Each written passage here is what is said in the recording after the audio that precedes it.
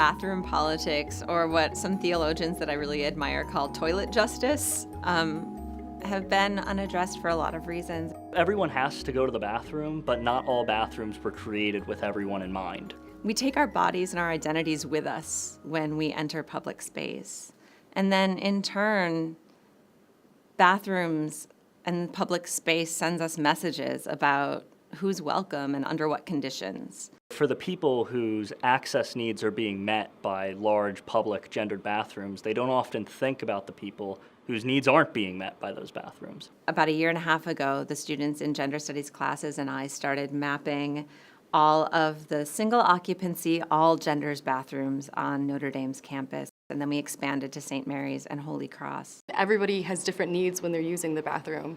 And so by mapping these single occupancy bathrooms, we are creating a space for those needs to exist. When we started this project, we had just a small paper map with about a dozen facilities that graduate students had made several years ago. We had to find out whether or not they were non-gendered or if they had the male and female gender outside of them. I first heard about the project when Dr. Butler came into my office. I showed him the worksheet that I was working with to collect the data about the different bathrooms.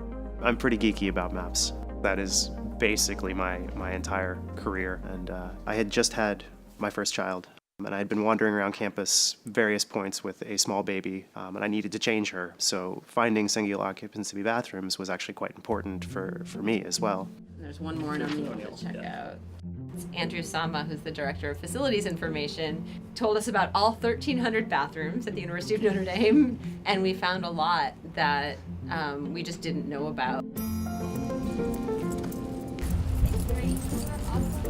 When we go to a facility, we first make sure that it meets the criteria for what we're calling a single occupancy, all genders bathroom. It needs to have a toilet, a door that locks. It needs to be publicly accessible to the university community. And finally, it doesn't have a sign or any markers on the door that restrict use of it based on gender. We looked at the width of the doors, height of the toilet seat. It's 18 and a half. Height below and above the sink. 29. Height of soap dispensers and paper towel dispensers. Whether or not there's a changing table or a chair or menstrual products available. And then we took 2 to 3 pictures inside every bathroom. A picture of the door and a picture of the door to the building that's closest to the door of the bathroom. And we got GPS coordinate data for every room as well. As my students are collecting data, they're inputting that information into the survey tool that Matt created. So we had an online form that we would fill out where we recorded the location of the bathroom and filled out all the different details. Those surveys populate a spreadsheet, which then go into creating a map. When you create a map, you're choosing what to show on it, and you're choosing what that means for what you want the viewer to interpret. The map is interactive in that you don't just find the location of a facility, you can also then pull up specific information about that facility and what amenities and attributes it has. As they're doing the intellectual work of using bathrooms as a way into understanding some of the basic principles of gender studies, they're also kind of experiencing it firsthand in a way that I think it's transformative for them. Those 3 icons, like you can see, what they are. It is a social justice issue, and it's also an accessibility issue. And it lets us leave that decision of which one is more important up to the viewer.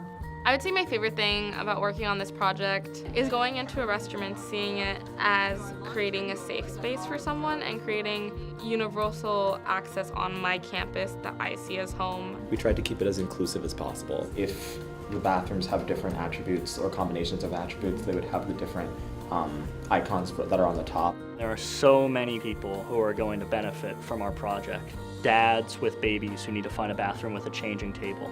People with disabilities, people with service animals, gender nonconforming and trans people. I'm thinking about my grandfather who has some mobility issues, and I'm just kind of excited about this idea that I'll be able to help him. Bathroom politics and toilet justice are also about honoring the ways that humans are interdependent and need help from each other all the time. We marked a bathroom accessible. I think it was also exciting because at Notre Dame we talk a lot about being welcoming to everyone and focusing on the dignity of everyone. One of our guiding principles throughout gender studies and in this class and project in particular is solidarity, which is a central tenet of Catholic social teaching. Both gender studies and the University of Notre Dame are, at their very foundations, committed to the notion that learning and inquiry and education exist for the purpose of human betterment, for the purpose of making the world a more just place, and for the common good.